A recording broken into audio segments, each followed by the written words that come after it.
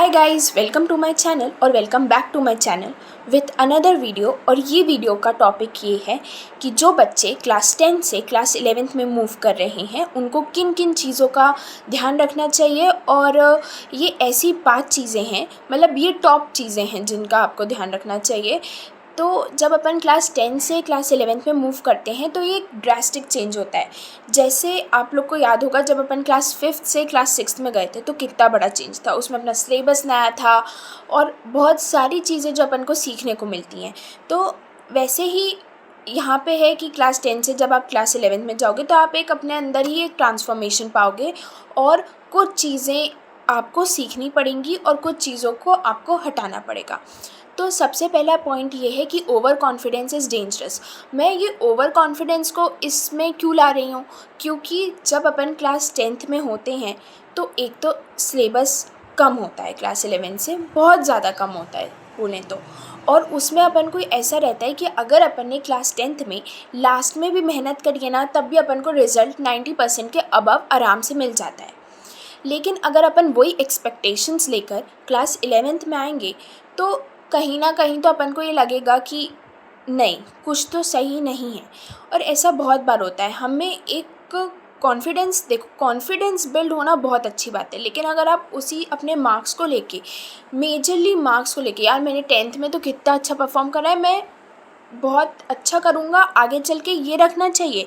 लेकिन मैं सबसे ही अच्छा करूँगा, मतलब होता है ना, ऐसा बन जाता है, अपने अंदर का एक थॉट होता है वो कि यार मैं तो सबसे अच्छा हूँ। अपन सीखना फिर वहाँ पे बंद कर देते हैं, है ना। तो अपन को ये देख के चलना है कि ठीक है, नॉर्मल रहो, अपन ने अच्छा स्कोर करा है, ठीक है, अच्छी बात है। और फिर अब अपन अपने सेकंड पॉइंट पे जाते हैं। तो अपना सेकंड पॉइंट ये है कि आस्क। अपन को पूछने में, कुछ चीज़ें पूछने में, अपनी पढ़ाई से रिलेटेड, बुक से रिलेटेड, कभी भी अपन को एक अंदर से झिझक महसूस नहीं होनी चाहिए। हमें अपने टीचर से पूछना चाहिए, हमें अपने मेंटर से पूछना चाहिए, हमें अपने सीनियर से पूछना चाहिए। हमें पूछना चाहिए, क्वेश्चन करना चाहिए। आपको याद होगा, जब अपन सब छोटे होते हैं तब अपन कितने क्वेश्चन पूछते हैं। अपन ये नहीं सोचते कि सामने वाला मतलब किस पोजीशन पे है, वो अपने बारे में क्या सोचेगा। मतलब अपन ओवर थिंक नहीं करते उसको, बस डायरेक्ट पूछ लेते हैं। तो वैसे ही आपके जो डाउट्स हैं, आपकी जो भी चीज़ें हैं, whether it is related to life और whether it is related to studies, आप पूछो, अपने टीचर्स से पूछो। अगर आपको कोई डाउट आ रहा है किसी चीज़ में तो पूछो। मैं तो यही बोलूँगी कि ask to your teachers first priority में रहना चाहिए आपको, कि अगर मुझे कुछ समझ में नहीं आए तो मैं पूछूंगा या पूछूंगी, ठीक है। अब थर्ड पॉइंट ये आता है कि जो भी आप अपने फ्रेंड्स बना रहे हो, जो भी आपका फ्रेंड्स सर्कल है, वो आपको बहुत सिलेक्टिव होके बनाना है। मतलब आपको देखना है कि कुछ ऐसे फ्रेंड्स आप ना बना लो जो आपका टाइम वेस्ट कर रहे हों और जो आपको, मतलब जो आपके मार्क्स, आपकी पढ़ाई को देखकर थोड़ा सा जेलस फील हो रहे हों। ऐसे फ्रेंड्स से थोड़ा सा वो रहना है कि हाँ, हम दोस्ती कर सकते हैं लेकिन हम इतना ज़्यादा इन्वॉल्व नहीं होना है। तो अपना सोशल ग्रुप राइट रखना है। उसके बाद अगर अपना फोर्थ पॉइंट ये है कि ज़्यादा से ज़्यादा कॉन्सेप्ट के पीछे भागो, मतलब कॉन्सेप्ट को ज़्यादा से ज़्यादा लर्न करने की कोशिश करो, ना कि उसे रटने की। और ये कब होगा, जब अपन स्टार्टिंग से ही काम करना शुरू करेंगे, स्टार्टिंग से ही पढ़ना शुरू करेंगे, तभी अपन कॉन्सेप्ट सीख पाएंगे, फिर उसको याद कर पाएंगे, फिर उसको एग्ज़ाम में आके जाके लिख पाएंगे।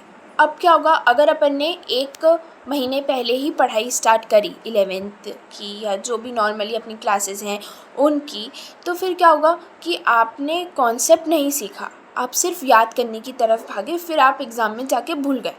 अगर आपने कॉन्सेप्ट सीखा होता तो आप कुछ तो लिख कर आते ना अपने हिसाब से, लेकिन आपने सीखा ही नहीं। तो मैं ये बोलूँगी कि start early, learn concept, gain confidence. जहाँ आपने कॉन्सेप्ट सीखा वहाँ आपको कॉन्फिडेंस आया। देखो, कॉन्सेप्ट सीखने में 11th क्लास में थोड़ा सा टाइम लगता है, क्योंकि हमने 10th तक सिर्फ रट्टा मारा होता है, सिर्फ हमने बुक्स जो मैम ने आंसर्स लिखवा दिए वो याद करे रहते हैं। लेकिन उसके पीछे का अगर अपन कॉन्सेप्ट खोजें, उसके पीछे की चीज़ें खोजें और पैटर्न एकदम चेंज होता है। तो अपन को ये चीज़ ध्यान रखनी है कि हमें शुरू से ही कॉन्सेप्ट के पीछे जाना है। ये नहीं कि अगर हमें बोल दिया गया है कि एनसीईआरटी की हर लाइन याद करनी है या रटनी है तो हम रटे ही रहें।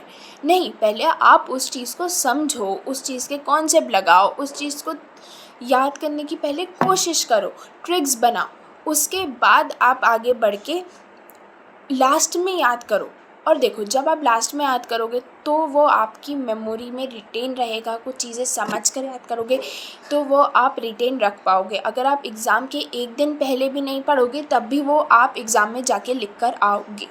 ठीक है, तो ये अपने 4 पॉइंट्स हो गए। अब 5th पॉइंट मैं ये बोलूँगी, don't be too harsh on your self. मतलब एकदम प्रेशराइज मत हो इस चीज़ को लेकर, क्योंकि जब हम 11th में आ जाते हैं तो हम सोचते हैं यार आगे क्या करना है, आगे इसके बाद क्या होगा, इसके बाद क्या होगा। नहीं, ऐसा नहीं करना है, हमें अपने लिए भी टाइम निकालना है। मतलब मैं ऐसा नहीं कह रही कि पूरे दिन ही आप मस्ती मारो, नहीं, आप आधे घंटे अपने लिए टाइम निकालो। इतना ज़्यादा एक चीज़ में इन्वॉल्व मत रहो, अपने ऊपर प्रेशर मत डालो, बिकॉज़ इस टाइम पे स्कूल, कोचिंग्स और जो भी सब कुछ है वो एक साथ आता है, एग्ज़ाम की प्रिपरेशन सब कुछ। तो एक टाइम पे हम अपने आप को भूल जाते हैं, अपन अपनी हेल्थ के साथ कॉम्प्रोमाइज़ करने लगते हैं, हम अपनी मेंटल हेल्थ के साथ कॉम्प्रोमाइज़ करने लगते हैं। हम सोचते नहीं हैं कि कहाँ हमारे इमोशंस जा रहे हैं और कहाँ रेगुलेट नहीं हो पाते हमारे इमोशंस। तो इन सब बातों का भी थोड़ा सा ध्यान रखना है, ज़्यादा इसमें इन्वॉल्व नहीं होना है। अगर आप ज़्यादा इसमें घुस जाओगे तो फिर आपका दिमाग थोड़ा वो हो जाएगा, प्रेशर फील करने लगेगा। प्रेशर से कुछ काम नहीं करना है, आप बिल्कुल आराम से पढ़ो जैसे आप 10th तक पढ़ के आते हो। इतना कोई चेंज नहीं है, लेकिन हाँ कुछ चीज़ों का आपको ध्यान रखना चाहिए। टीचर से बात करो, पेरेंट्स से बात करो, फ्रेंड से बात करो, जो भी आपको आपकी जर्नी में सपोर्ट करते हैं उन सब से बात करो, और जो नेगेटिव पीपल हैं उनसे दूर रहो। क्योंकि अगर एक नेगेटिव थॉट इस टाइम पे आ जाता है आपके, तो वो आपका पूरा दिन, पूरा हफ्ता बर्बाद कर देता है। फिर वो आपके साथ स्टिक रहता है और आप उसको निकाल नहीं पाते। तो मैं यही बोलूँगी कि जो आपको सपोर्ट सिस्टम है जो आपके, उनसे बात करो। और इसी के साथ ये वाली वीडियो ख़त्म होती है। Thank you.